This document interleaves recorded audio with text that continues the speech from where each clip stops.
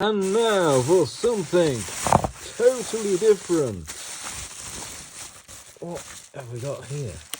Well, it's an e-bike motor. Apparently, it's not doing what it's supposed to do. So, sent me this to look at the controller on it. Wowzers, it's dry as a badger's arse in there. That is supposed to have grease all over it. Certainly did on mine anyway, so mine's the same motor as this thing. Hell's going on there? Whether someone's been beating it, or whether that's just looking. Yeah, someone tried to open. Look, yeah, someone's tried to get it off. Look. Right, bearing puller, pulled that off. So all we need to do now is to test bearing off, and then we should be able to get inside it. Right, so we've got this apart now. There's your motor at the top, and the controller sits down the bottom here. Right, so the first thing I notice on here is, what have we got missing? Let's have a hole in this where the cable went. That is the cable that goes to the bar controller. It's not there. So it's a pretty basic controller, basically. It is essentially a Chinese e-scooter controller. That's like very, very similar to those anyway. Very, very similar to those. Yeah, so I've checked all the phases. And all the phases are fine. All these phase wires are fine. Only thing I notice is that on the back there is a bit rough looking. I need to check that to there as well, actually, because these aren't supposed to have any continuity. So if the phases are shorted to this heatsink, it'll short the phase to the case. What have we found here? Not a lot really. Thought we might. It looks like someone's knocked it there or something with something. God only knows. That diode's okay.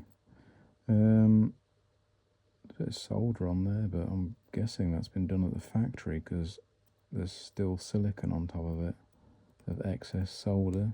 I've just checked the continuity between the tab and the heatsink, and none of them have got any continuity, so the insulator's doing its job. I do like the way Rocky label everything. That is really quite useful. So basically that is the connector there that goes to the iwok. So you've got 12 volt, that's not used. It's 5 volt, that's the 5 volt power that goes to it. And then you've got data B and data A, that's just literally the communication bus, positive and negative. And then ground. And then next along, actually torque sensor input. So torque, and then your 5 volts and ground. Basically the 5 volts is stable and the torque varies the voltage usually. And then you've got other stuff as well that's not been used. It makes me wonder whether this is a generic controller that's been repurposed for them or something. Because you've got loads of stuff here that's not been used. Like you've got that, whatever this is. So it's like this. You could in theory run lights off this Rocky controller because it's got a 12 volt output there as well. Look. Top one here, CBA, 5 volts and ground. That's going to be your Hall sensors for your motor, which is these. These basically just read where the position of the motor is. This is the power for them. But yeah, so it's pretty simple controller, to be honest. It just literally looks like a generic scooter controller, to be honest. I don't really know what that is. I think it looks like a power supply to me for something. The capacitors and a big ass transformer on it. Yeah, well that does the possibly produces a 5 volt supply possibly. They don't use half the cables on these things. I've noticed this. Like you've got 3 there for your power. Usually one of those would be NTC, which is your thermal temperature, but no. On this you have got black and white. So positive and negative, and that's it. That's your lot. Right, as I have no desire to plug this controller into my e-bike battery at the moment, we're going to try running it off this e-scooter charger to see if it'll work. Right, so I guess our connection here is established. It's probing the motor iwok output, getting 5 volts, which it's supposed to be. So that should mean I'm safe to plug in the iwok without anything blowing up. Go, we're on. Hey. Right. So the iwok works with it, and now I've got an error code. Problem is there's no sensors plugged into it, so you're going to get an error code, I imagine. Alright, so I've started to put the top back on, but I've left the motor wires out just so that I can test it, because I can't test it without the top on, because otherwise the stator gets stuck on the magnets. Look out, you have a light. I didn't even realise there was an LED there. Right, so what I've done, I've replaced the crystal oscillator just there. It's usually on the other side of the board, but it's a bit big, so I've shoved it on that side. It is... what the hell is it? There, look. These 2 pins here. It usually sits there and goes onto there. And it is that little package there, but I can't get hold of any of those ones, so we've used a different package type, which is that. So it sits right next to the CPU. Yeah, we have a light. I didn't realise that there wasn't even a light on it, to be honest, because there was nothing there before. Now, if we probe the data lines, hey, we are getting 1.6 volts, so it's pulling it down now. Because I replaced that transcoder under there, that transceiver even. So basically what the CPU does is it sends, it's got an enable line there that goes to the transceiver and basically turns it on, and it transceives the data from that back to here. And what was happening is, because this crystal was knackered from it being belted around, it wasn't letting the CPU boot. So the CPU, the voltage was going to the CPU, and all the lines for the CPU, the power lines, were fine, yet the actual the CPU wasn't actually running any code, because it needs the crystal oscillator to get like a clock signal, basically, so that it can run code. So yeah, the light is on, so that means it's booting, and that one that I replaced the cable on there, that is actually doing what it's supposed to now. We're getting the 1.7 volts on there, which is what it should get, which means it's at a ready state now.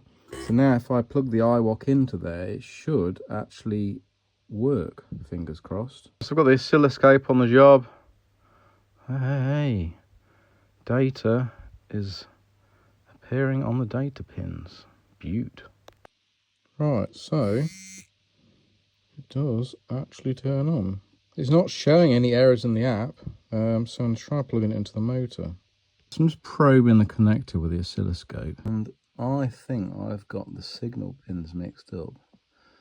I think the other one should be positive and the other one should be negative, hence why that's probably why it's not talking to it for.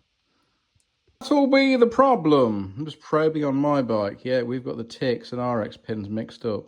Right, so I've got the joy of taking these out of the controller again. That should be fun. So essentially that pin there needs to be where that middle one is, and the one where that middle is needs to be there. That's why it's not talking to the controller for. Even though it's on, it won't talk to the iwok because the TX and RX are backwards. Right, so taking the pins out, swap them round. Hey, we are getting some action. I think that's flashing because it's the wrong iwok. I think it needs pairing with a dealer tool, but if we do walk assist, I think that's possibly because the screws aren't done up, but is actually doing something now. Yeah, if I put a magnet next to the torque sensor, that'll simulate the pedalling. Right, it's a magnet test. Put the magnet next to it. This basically simulates the torque sensor. Right, So now we are getting an overcurrent protection error and a Hall sensor fault, which makes sense really with how amazingly rough this thing is running. So I'm going to probe these Hall sensors now to see what's going on with those, because I imagine there's something wrong with the Hall sensors on it. Because if we run it, look, runs ropey as shit. It's, so that runs like that. I think that's what's causing this overcurrent protection is... Oh man, someone really has been bodging around with this, look. You see all the bloody marks in it, look. Jesus Christ. So I don't trust the person that took this apart as far as I can throw them. So yeah, I'm going to do a complete tear down on it, and because like, look, they've snapped the frigging notches off and everything on the damn thing. I'm going to take the old coil out. I'm going to take the stator out even and kind of look at it then. Right, stator is out. So what I want to do with this is just inspect it to make sure there's no shit stuck to it or anything like this. Because if this gets too high, it'll rub on the inside of the magnets. You can inspect the inside of the coil as well, and make sure that's all right. Actually have an e-bike motor tester kicking about somewhere that can test all the holes and everything, but if not, I think I'll just do it with a multimeter. So I don't know what this is here, because if that is a piece of magnet that's fell off and stuck to there, then that could well cause the Hall effect sensor to go wrong. Either that or it's got a hole in it, one of the two. Right, so it's not actually, it's not metal or anything, it's just the epoxy they've used to glue it in. Can actually see a bit of the part number on that as well. So we are just diode mode testing this, and essentially I'm getting good readings on all of them apart from the yellow, which is showing OL. And OL is this Hall effect sensor over here. And then I looked at it under the microscope and I can see why. Yep, that'll be why it doesn't work. It's not even into the connector. Man, what on earth have we done to this thing? Jesus. Someone really has gone full on Planet of the Apes on this and just literally gone yanking the cables out without actually disengaging this piece on it first. Because the bloody iwok had been yanked straight out the board, so I think Ape Man has been on the case with this. So I'm just taking this off here. Yeah, yellow goes to that one, look. That's the one. So I'm just testing the Hall effect sensors in the motor. So what we do is we've got a magnet here, look, on the end of here, off an iPhone. Hold it up next to it, and it should drop to about 0 or thereabouts. So if you then hold it up against to it again, it should then switch back to nearly 5 volts. So each time, look, I hold it up next to it, it should switch down, look. There you go, so that Hall effect sensor works. Right, so that Hall sensor is bad. So yeah, no idea what in God's name they've been doing with this thing, but yeah, that's the next fault we've got to fix. Hall sensor on it, joy. Basically, inside the motor, you've got 1, 2, 3 sensors, and as the motor turns, it generates a magnetic field in each of these. So the controller knows where the hell the motor is, where it is in turning. And so basically they're connected to these 3 phases. So what it does is it's split into 3. So it goes dud, dud, dud, and it basically fires each one. So that turns on, which moves the motor a tiny bit. And then that turns on, which turns it a tiny bit, and then that turns on, which turns it a tiny bit. But it does this like several thousand times a second, so that it literally just spins like that. And these just basically are sensing where it is in its travel as it goes around. So the problem is if that one doesn't work, it's going dit, and then it doesn't know where the fuck this one's gone here, so it's looking for this pulse and it's not there. So yeah, that's basically why it's doing that weird shaking shit for. But I think the overcurrent on it is because what happens is it causes the motor to stall because it's not completing its turn, and when it stalls, that's when it's basically trying to bang as much current into it as possible, which is causing that overcurrent. So the overcurrent's not caused by a short or anything like that, it's just because the motor's stalled. So if I take that out, which is an absolute cock of a John, I've done them before. The problem is they're epoxied in, so they're a pain in the arse to get out, but yeah, change that, the whole thing should work perfectly then. Right, so I've tested it, and yeah, it's definitely knackered. It's not the cable going to it, it's the centre itself. So yeah, we've got to get that out of there now. Fun. That was surprisingly easy. 150C with hot air. Just pull on it and it's pulled straight out. I spent hours getting one of these out of an e-bike motor once. There's what your Hall effect sensor looks like in its little pocket. It's not glued in yet, I'm just testing it. It's in there, but yeah, so what we can do now, glue that in there and then get it connected up. That's those all in there now. Now I've got to do some knitting to get all this bloody stuff back on here. There we go, knitting is done. So I've put that on there and I've epoxied it as well, so solid as a rock now that is, it's not moving. So yeah, tested the sensors, all connected all right, so start putting it back together. There's the stator back in there, get all the covers put back on there. Moment of truth, this is flashing just because it needs pairing to the bike, but look at that, look. Smooth as anything.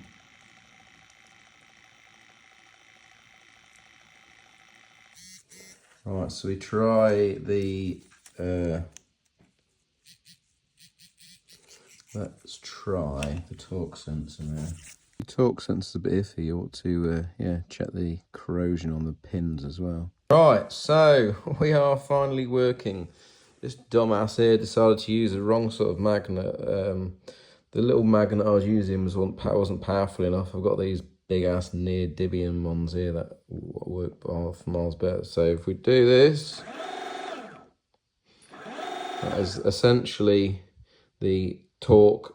That's the torque sensor, and on the torque arm there's a magnet. Closer it gets to it, that's basically your torque. So there we go.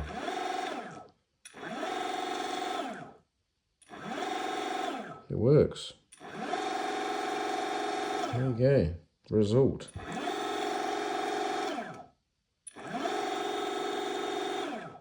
So interestingly as well, look, the flashing stops. So the flashing isn't to do with the pairing of the iwok. The flashing is to do with the torque sensor, look. Because if I take this magnet away, it starts to flash. So there you go. So it doesn't need pairing. I think just the only pairing is just the Bluetooth part. It connects to Bluetooth fine. It's just won't read the serial number of the bike. Yeah, fancy that. So yeah, it does work fine, look. So we'll do now, it'll put back together and then we're good. Get it, send it back and that. Right, the controller is sealed now, all the bits that I've worked on. So yeah, no water's getting in there in a hurry. Right, let's get it all put back together into the housing. Spaghettied.